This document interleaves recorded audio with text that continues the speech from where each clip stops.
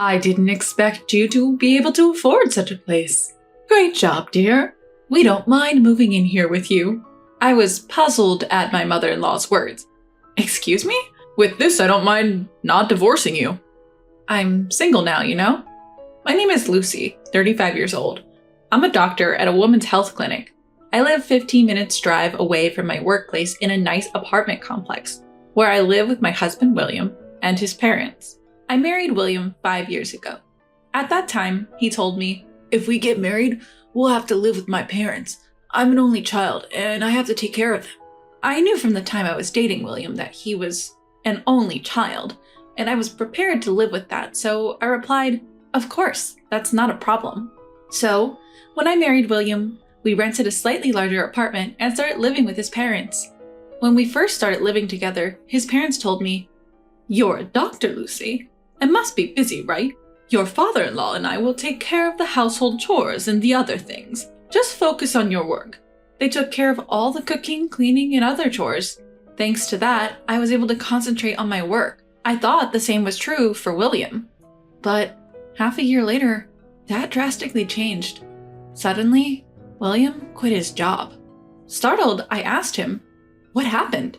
Why did you quit?" Then, William said, "Well, I think I've done enough. I want to quit here to take a break, and then start again.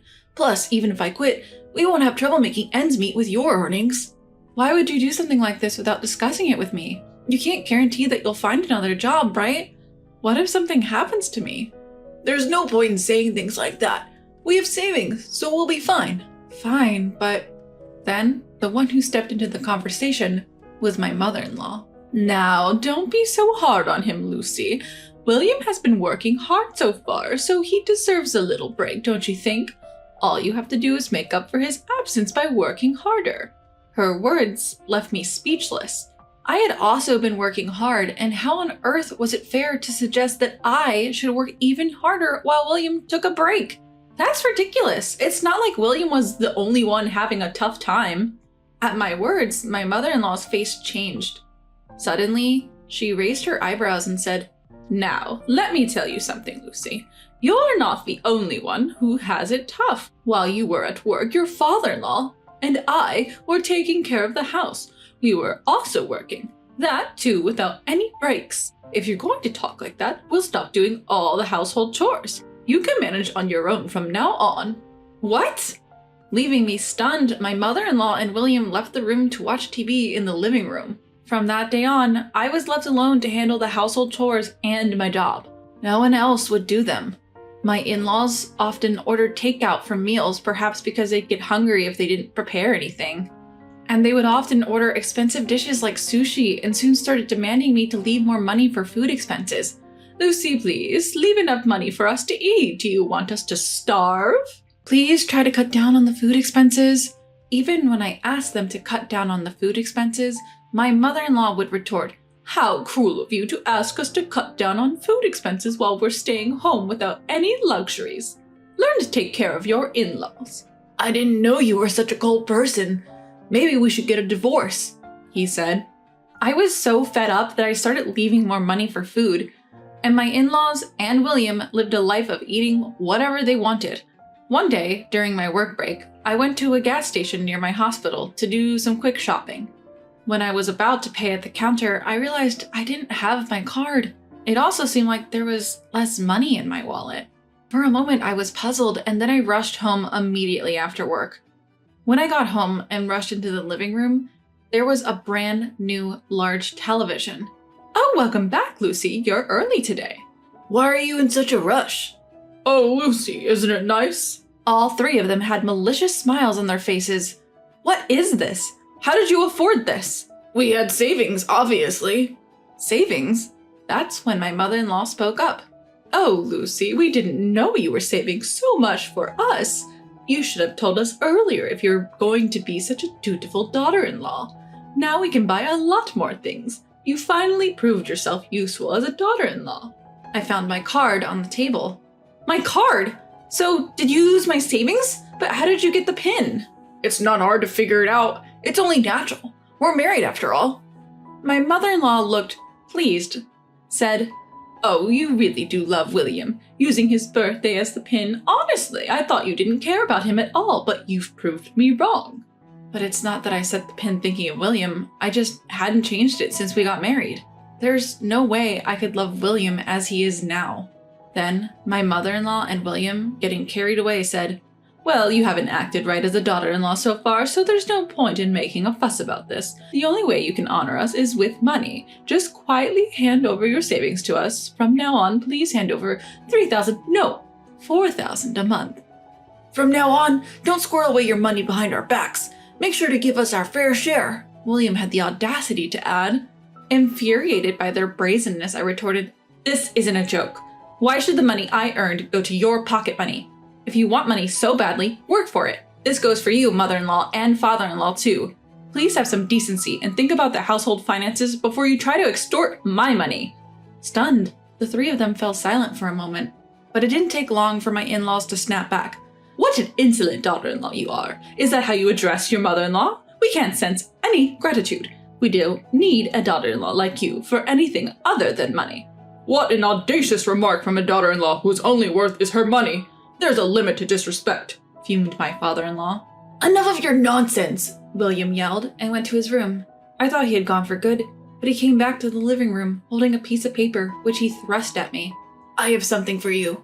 It was a divorce paper. What's more, William's name, as well as my in-laws' names, were duly filled in the witness section. "Go ahead, file it if you dare, but you will have to move out of this condo. I can't be living with a stranger, you see." Unlike his wife, William is competent.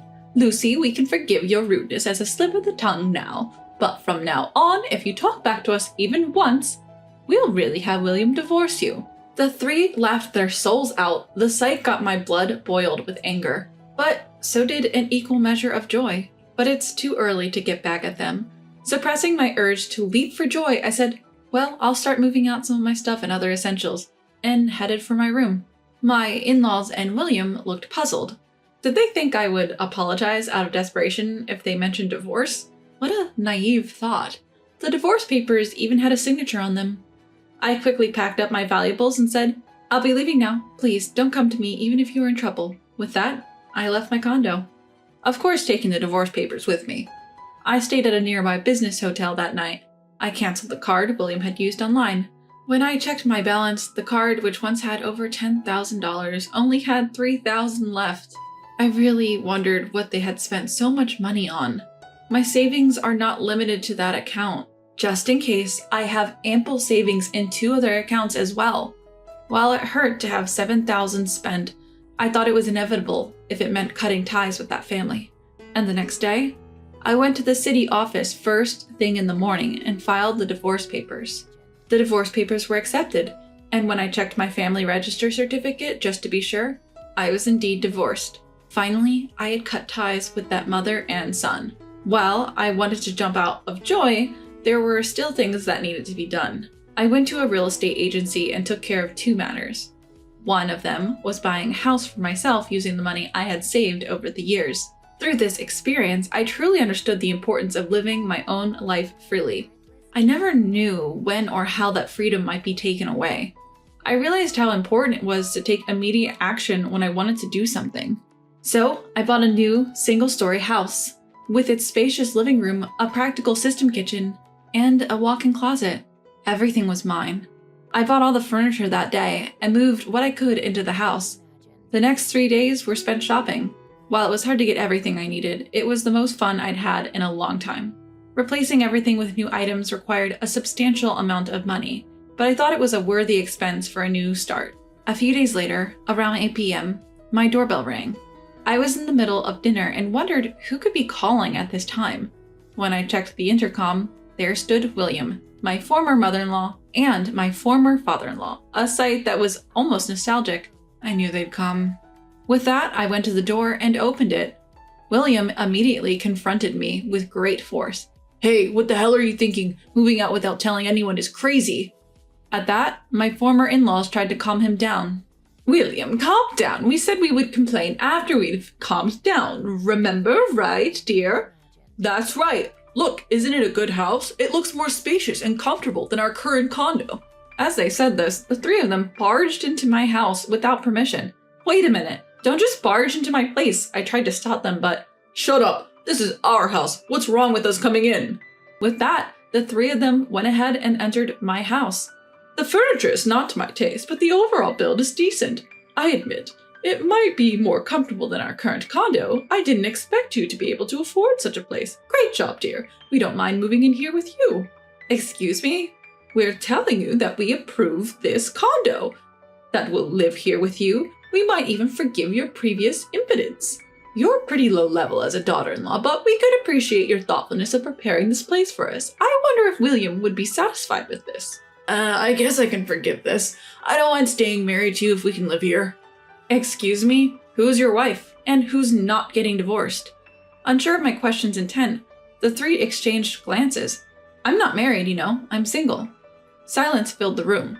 Rather than being stunned, the three seemed to not understand the meaning of my words. Huh? What nonsense are you spouting? You think you can get away with all the disrespect you showed us? I shoved the divorce certificate right into William's stunned face. His and my in-laws' faces changed color upon seeing it. Lucy, how dare you do such a thing without consulting us? Do you think you'll be forgiven? Yep, I did. You gave it to me for that purpose, didn't you? Lucy, how dare you do such a thing without consulting us? Do you think you'll be forgiven? What do you mean forgiven? Your names were also clearly written on that divorce notice, weren't they? Writing your names there means you've made a decision, right? You were the ones who prepared the divorce papers in the first place, weren't you? William clearly told me to file it if I could, so I did. What's the problem? At that, the three kept their mouths shut, with red faces. I decided to press further. By the way, you're the ones who kicked me out. You seem to have forgotten, but the condo you guys live in right now is under my name. Now that we're strangers, I have no need to keep that contract, so I've canceled it. If you don't leave within a week, you guys will be evicted out of that place. You... Their fiery red faces quickly turned pale, and then I launched my final attack. I held my phone and made a call. Oh, hello, I'm sorry, but there are 3 people who forced their way into my house. Yes, I have trespassers here.